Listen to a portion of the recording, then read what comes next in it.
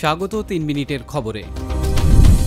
চীন ছাড়া অন্যান্য দেশের উপর আরোপ করা শুল্ক ৯০ দিনের জন্য স্থগিত করেছেন যুক্তরাষ্ট্রের প্রেসিডেন্ট ডোনাল্ড ট্রাম্প। বাণিজ্য নিয়ে বিদেশি রাষ্ট্রগুলোর সঙ্গে নতুন আলোচনার কথা উল্লেখ করে তিনি শুল্ক আরোপের সিদ্ধান্ত থেকেও সরে আসার ব্যাখ্যা দিয়েছেন।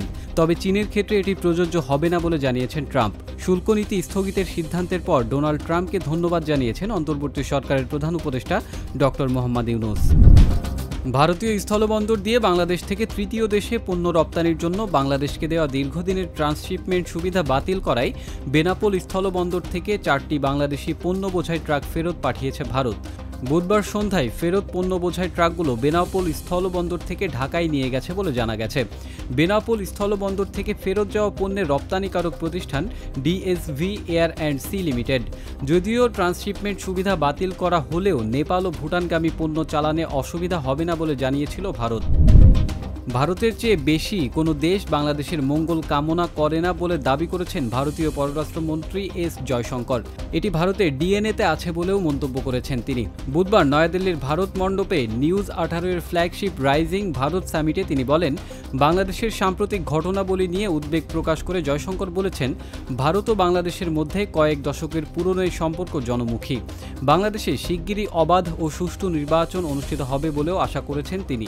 দুই দেশের জনগণের মধ্যে যে সম্পর্ক সেটি যে কোনো সম্পর্কের চেয়ে অনেক বেশি, এটিকে স্বীকৃতি দেওয়া উচিত। বাংলাদেশে মৌলবাদী প্রবণতা দেখা যাচ্ছে বলে উল্লেখ করেন ভারতীয় পররাষ্ট্রমন্ত্রী। ফিলিস্তিনের গাজা ও রাফা ইসরায়েলি বাহিনীর বর্বরোচিত হামলা ও গণহত্যার প্রতিবাদে এবং নির্যাতিত ফিলিস্তিনিদের প্রতি সংহতি জানিয়ে রাজধানীতে র্যালি করেছে ঢাকা মহানগর দক্ষিণ ও উত্তর বিএনপি। বৃহস্পতিবার বিকেল 4টায় নয়াপল্টনে দলটির কেন্দ্রীয় কার্যালয়ের সামনে সংক্ষিপ্ত সমাবেশের মধ্য দিয়ে শুরু হয় এই কর্মসূচি। বিএনপির এই কর্মসূচি বিকেল 4টায় শুরু হওয়ার কথা থাকলেও বেলা 2:30 থেকে নয়াপল্টনে নেতাকর্মীদের ভিড় বাড়তে থাকে। হাতে প্ল্যাকার্ড, ফিলিস্তিনের পতাকা ও কালো ব্যানার নিয়ে নেতাকর্মীরা স্লোগানে মুখরিত করেন নয়াপল্টন এলাকা। বিএনপির নেতারা জানান, এই কর্মসূচির মাধ্যমে বিশ্ববাসীকে বার্তা দেওয়া হয়েছে গণহত্যার বিরুদ্ধে বাংলাদেশি জনগণ ফিলিস্তিনের পাশে আছে।